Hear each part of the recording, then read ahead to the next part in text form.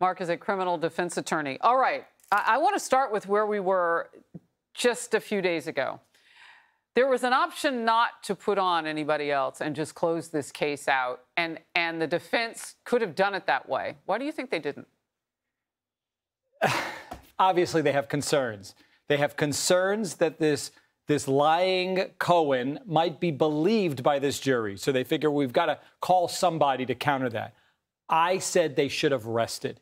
You lose the opportunity to argue to the jury that we didn't need to call any witnesses because they didn't prove their case. And now jurors are going, oh, they called 20 witnesses, they only called 2, and they start to judge the cases. Right, and that takes us right into what you think we'll see in the closing arguments, because that's something we won't see. We won't see the defense say, we didn't need to do anything. Right. You don't get to make that argument. But you still say it comes down to credibility, that there's no way that if your doctor made you feel the same way Cohen did, and that doctor said you needed risky brain surgery, would you want a second opinion? Oh, wow. Oh, yeah. Yeah, that's good stuff. That's reasonable doubt. I'm going to think you've done this a minute or two. A couple times, right? Yeah. What about the prosecution? What are they working with now? And you know, we can't think that play-by-play is the same outside that courtroom as it is for those 12 jurors. So maybe it seems obvious, Mark, to everybody that there's no there's no underlying crime. They haven't proven that.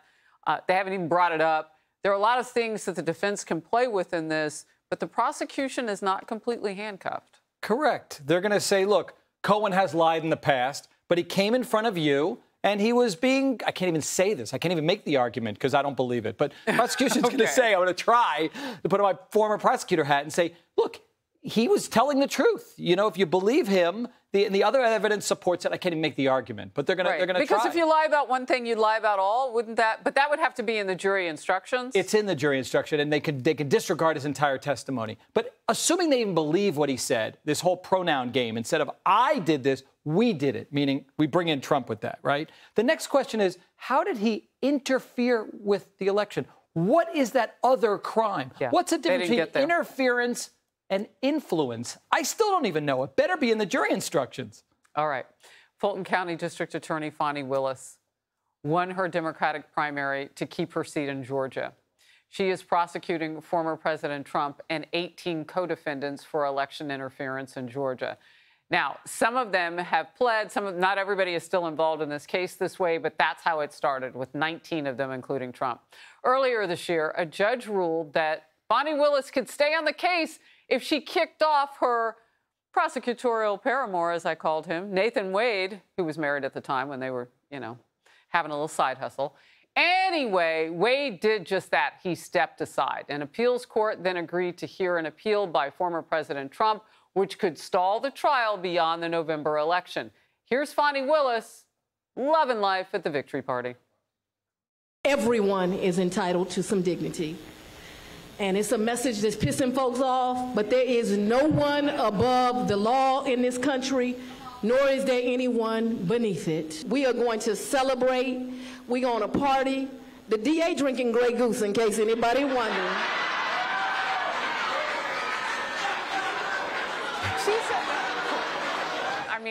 She said it in court, too. I don't know. Grey Goose, you're going to get a little piece of that? I mean, come on. She's representing you now.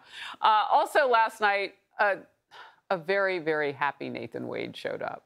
I mean, when your ex comes to the party, is he an ex? Some people there were reportedly shocked when Nathan Wade walked in. Were you? No. Listen, if you told me that she was getting sponsored by Grey Goose, I wouldn't be surprised. And the fact that she tells us that she's going to be drinking vodka, she left a lot out. Will it be chilled? Will it be room temperature? I don't we have need a right to know. No, we do. In all seriousness, listen, she does a great impression of somebody who has an agenda. And we know most prosecutors do because they're elected officials, but just do a better job at hiding your disdain for certain people. Interesting. And does she get to stay on this case? Legally, yes. Certainly the image of impropriety is there. Does this speed the case up now? I mean, will it still be delayed? It depends on what the appellate court does. Yeah. What do you think they'll do? I think they're going to let it go and move this case along. Wow. Okay. Mark Eiglarsh, thank you very much. Somebody call Grey Goose. They're missing out.